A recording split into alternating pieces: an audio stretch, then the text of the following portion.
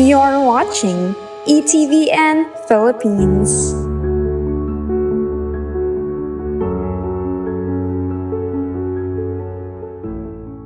Kay Jesus sa pamamagitan ni Maria. Hindi ho natin pwedeng ipantay si Maria kay Jesus. Bagamat siya ay tinatawag ding ina ng Diyos. Pero yun ho kanyang pagiging redeemer at tagapagligtas. Yun ay talagang sa kanya lamang at limited.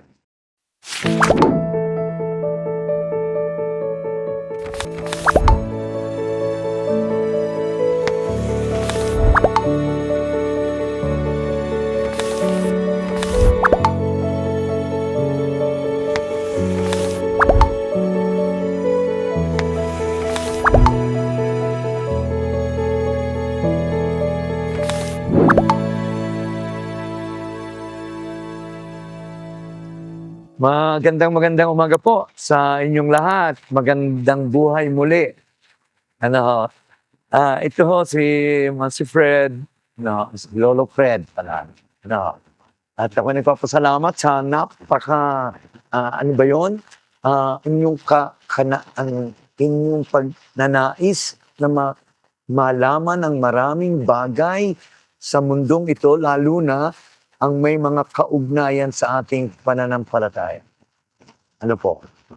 At yan po ay tanda na talagang gusto nating mabuhay ng isang mabuting Kristiyano, makapamuhay sa mundong ito ng mabuti at nang tayo, balang araw, ay kanyang makapiling sa langit. Okay? Ngayon, meron ho ditong mga kasama ako ulit ng mga kabataan na madami yung mga tanong-tanong baga na hindi ho talaga madali.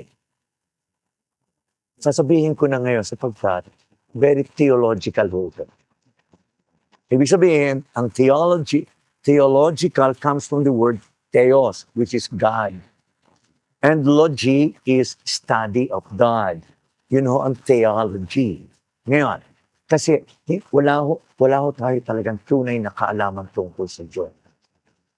Pero, dahil sa mga aral ni Jesus, kaya tayo natuto ng ilang bagay tungkol sa Kanya.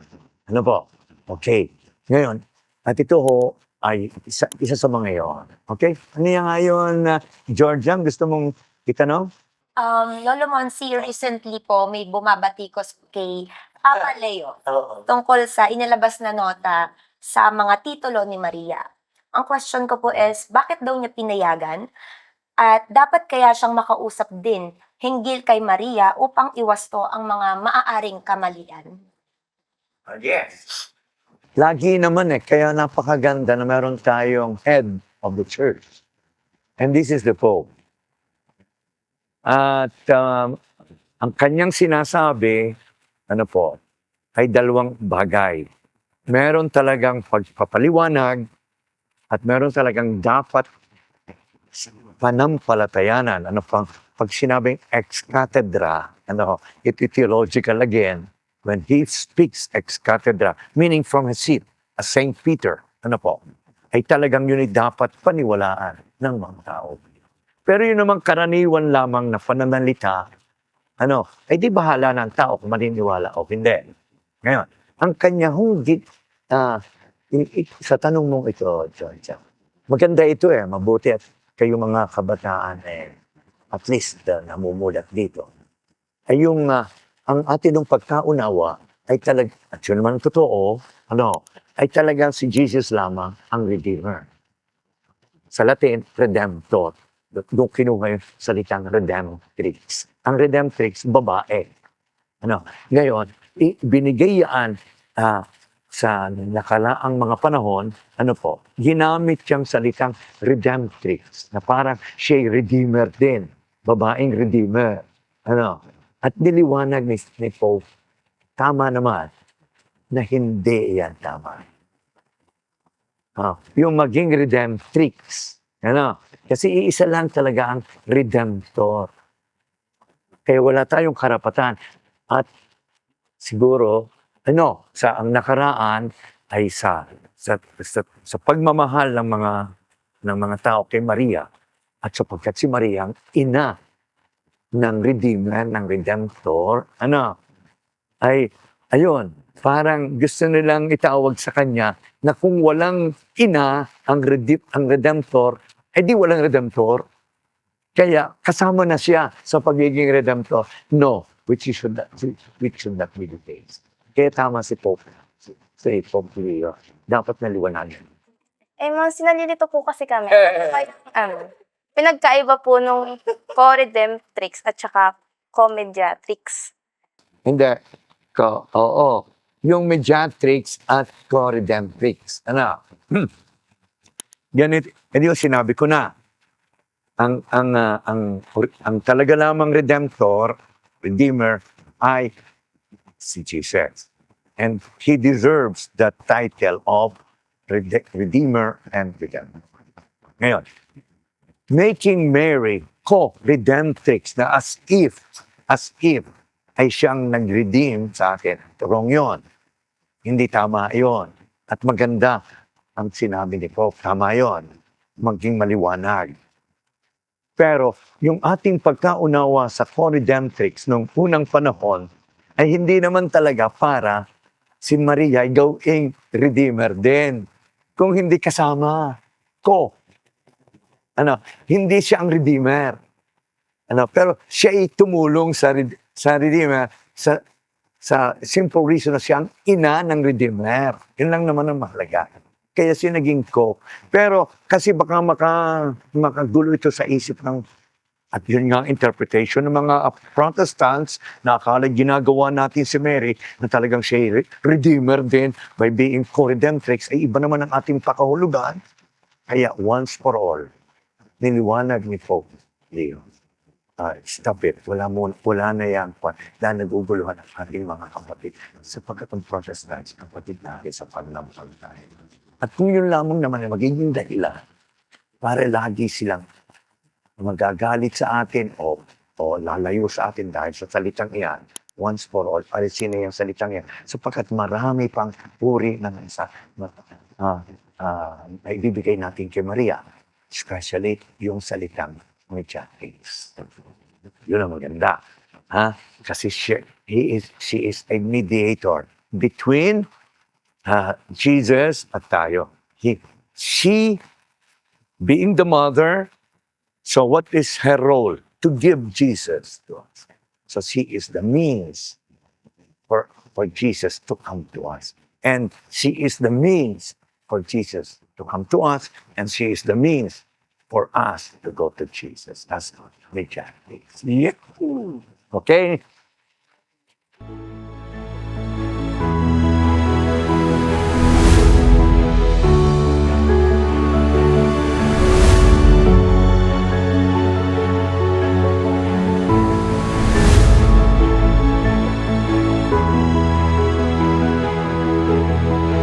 You're watching ETVN Philippines.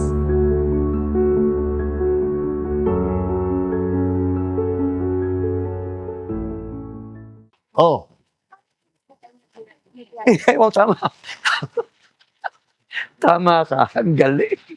Tama. All of us can be mediatrix. Kasi ang salitang mediatrix, it comes from ang root word niyan ay medium. This means means. Ibig sabihin, ikaw ay paraan o daan. Kayo, pwede rin. If sa inyong mga friends, if you are able to tell them, how about your Sunday Mass? Do you go to Mass? Do you listen to the Word of God? Are you close to Christ? Sige yung paraan, you become mediatrix. Kaya at ako mediator. Kaya lahat tayo ng mga taong tumutulong, nagiging paraan at daan para si Jesus ay lalong makilala, becomes mediatrix. Kaya Mama Mary, all the more, talagang siyang mediatrix because she gave birth to the Redeemer, to the Redemptor. She was the means, the first means. Okay? Ano pa? Bale, Lolo Monsi, mabalik po tayo dun Oo. sa usapin ng mga deboto. May mga napapansin po kasi kami na deboto ng Mama Mary na parang sumusobra na yung debosyon sa kanya. Precisely. Oo. Pananampalataya nila kay Jesus. Ano po Okay naman masasabi yun. niyo? Okay yun. Kasi nga, si Mama Mary, being the mother, at tayo naman mga Pinoy, very close sa mga mother, at we live our mother. So, ganun na lang ating pagmamahal kay Mary. Pero, kung hindi nga tuturuan ng simbahan, na yung bibigyan ng limit ang ating pagkilala kay Mary, liwanagin na natin. Kaya, hindi rin naman, at alam ko namang hindi, dahil ako naging parish priest, kita ko ang kanilang pagdadasal kay Maria, ganun na lamang. Pero alam ko na ang kanilang pagkilala kay Mary ay hindi yung katulad ng pagkilala kay Jesus. Na talagang si Jesus ang Redeemer. Pero natural sa atin yung mahalin si Mary na parang sabihin, kasi to Jesus ad Jesum per Maria, may kasabihang gayon. To Jesus through Mary. Kaya we love Mary so much, and I will advise yung mga deboto, para ho hindi ma-scandalize ang ating mga kapatid na ibang pananampalataya, ay maging maingat ho tayo. Ang maging kaisipan natin ay ganito. Kay Jesus, sa pamamagitan ni Maria. Hindi ho natin pwedeng ipantay si Maria kay Jesus. Bagamat siya ay tinatawag ding ina ng Diyos. Pero yun ho kanyang pagiging Redeemer at tagapagligtas. Yun ay talagang sa kanya lamang at instead. Si Mary, tumutulong lang. Pero hindi ho Redeemer. Si Jesus ho lang. Pasuyo para maging maganda ang ating pananampalataya at hindi tayo nakaka-scandalize sa iba. Lolo Monsi, i-add ko lang po since nasa usapan po tayo ng mga deboto. Ano po kaya yung masasabi niyo dapat gawin ng mga debotong gusto pa rin i-recognize si Maria as co-redemptrix at mediatrix? Ay, yun. Maliwanag ang sinabi ni Pope, na hindi masyado naman yun. Too much, kumbaga. Pero hindi naman masama. Na ating kilalanin si Maria na siya ay tumulong kay Jesus tumulong kay Jesus as Redeemer. At anong kanyang tulong? Siya ang naging ina. Siya ang nagsilang kay Jesus. In that sense, pwede yun.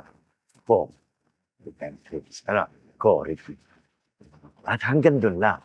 Pero laging si Christ as soul Redeemer.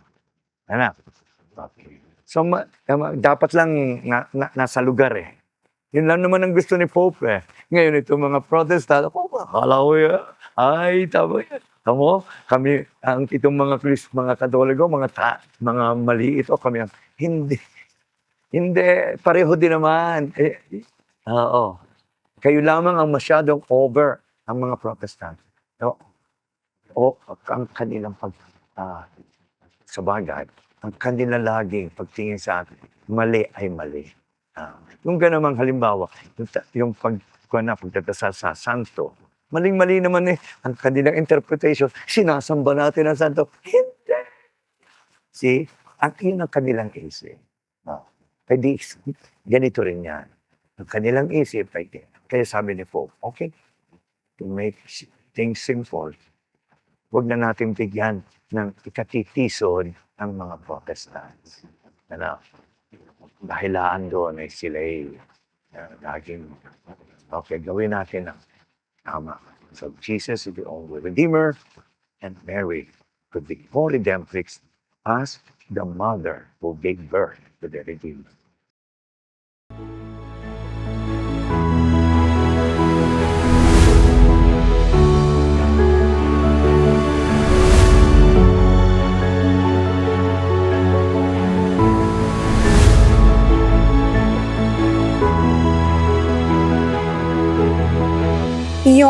watching ETVN Philippines.